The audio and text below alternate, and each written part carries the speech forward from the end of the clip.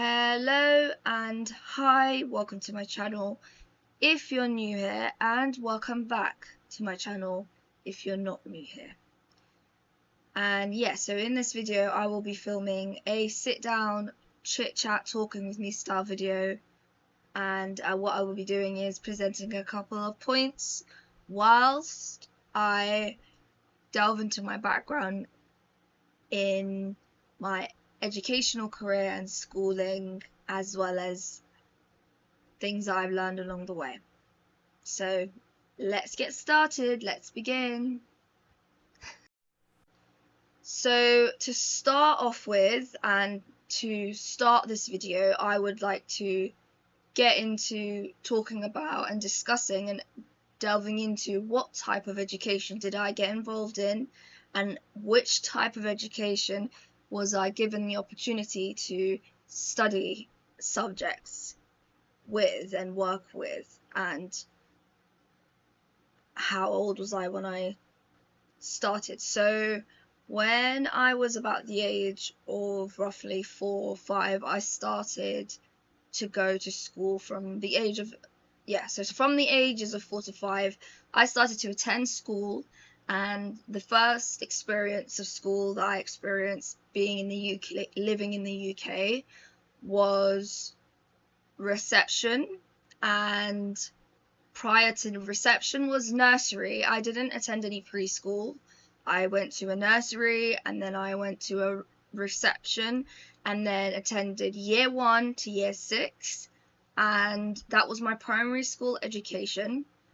I attended a school, so I actually would routinely get up, get ready, and show up to the location of the school, and how that school were teaching subjects related to maths, science, English, spelling, sometimes art, and so on. However, the kind of schools that I went to also had additional subjects alongside their curriculum that normally is taught at that age to people of that age. And then I attended year 7 to year 11, and I managed to complete from nursery to year 11, which was my primary and secondary school education. And how I was given the opportunity to choose my GCSEs and which GCSE subject I'd like to take to learn and to take meaning which subject I wanted to study. There were options that, alongside what the curriculum, the compulsory curriculum, or the curriculum that was set by the school, and that doesn't change, the additional optional options for your GCSEs to take on top of that. And for my GCSEs, I chose art. And yeah, so that was my choice.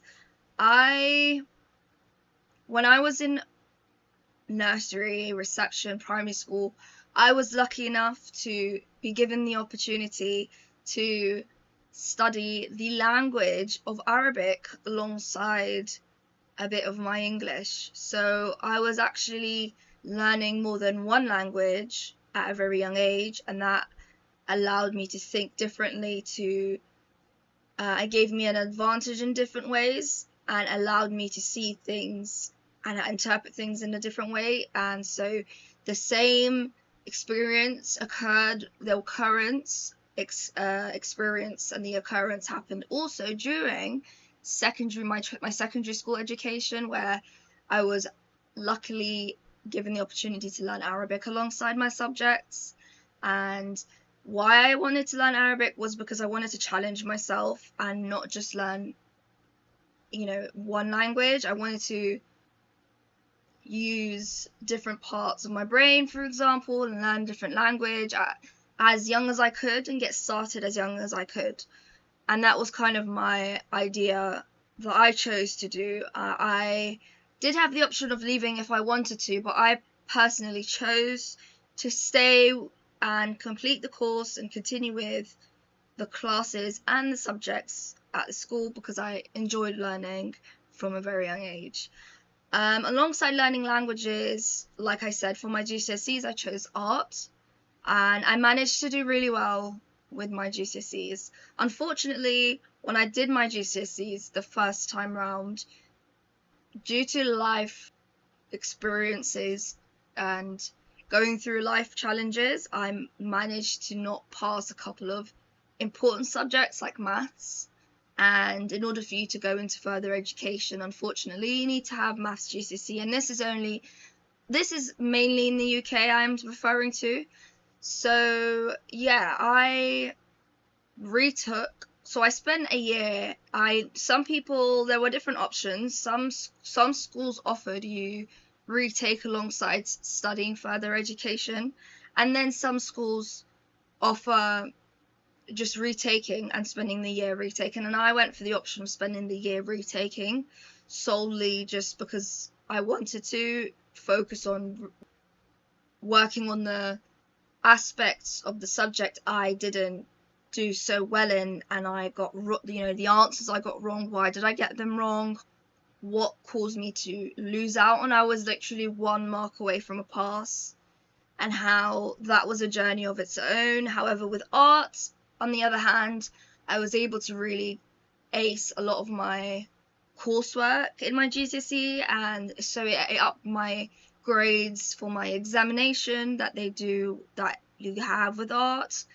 And yeah, I enjoyed studying art, and I think my experience studying art, my art GCSE, was even more of a positive experience than just studying art, but because I had studied other languages aside the curriculum already at hand that is given to students of that age and that year gap, I was able to interpret things differently because of learning different languages.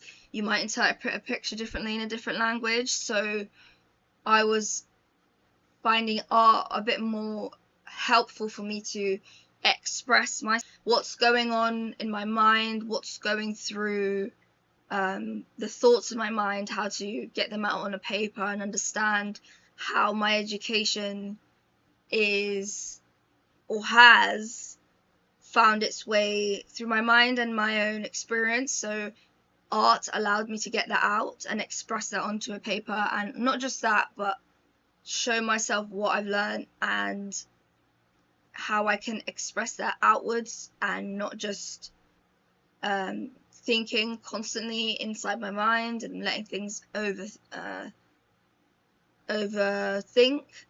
my thoughts. Yes, so then I managed to retake, which was a huge achievement. It's rare that I felt as proud of myself as when I managed to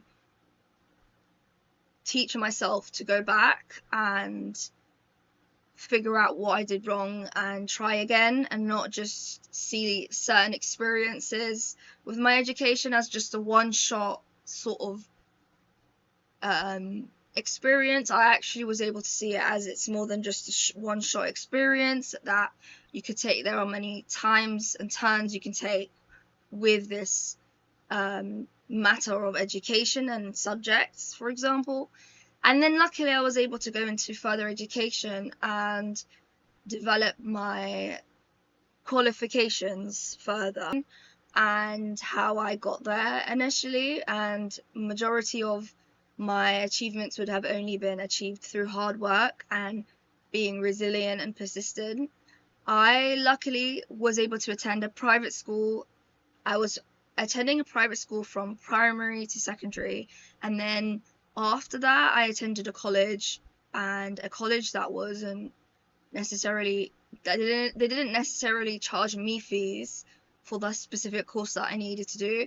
So the university I went to, it was a different experience to any of my education.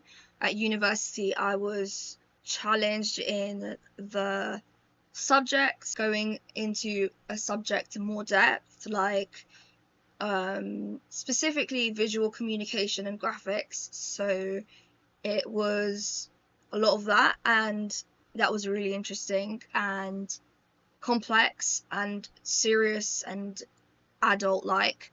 But I went to a primary school and a secondary school that was private educated, so I was really lucky and blessed to be given the opportunity to study at a private school. And at a private school you have more focus and attention given to the students that are there, so you do get a better experience in some ways. Like if I managed to not pass something, I was able to get more support around. I was able to feel like there's support available for me to go out and ask for help. And because there's a certain amount of numbers of people accepted to the school, that certain amount, you get sometimes more opportunity to get a one-to-one with your teachers, so they can give you feedback on what went wrong or what went right. I was actually very lucky to also participate in plays in secondary school, because it was a private school again. We had focus on the students teacher relationship.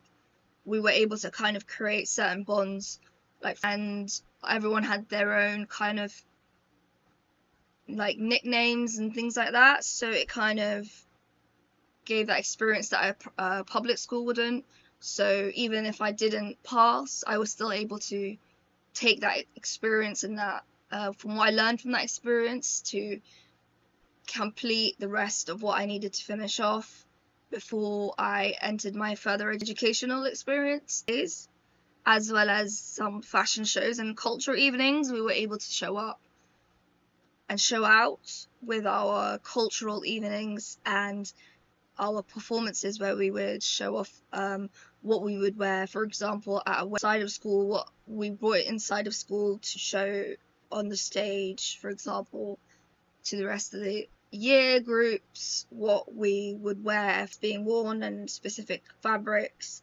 So that was quite interesting because I was able to also exercise theatre and performance and like confidence. But it was like leadership course that we did after school, and there were many other subjects that we studied after school, like some sports that we managed to participate in, that we were kind of they were compulsory, and they were exercises in sports that represented stuff like rounders or netball and those kind of things. And yeah, so luckily we had that time after school, and this is when majority of the school's not there, so it's more less noisy and more time to concentrate on your sports skills.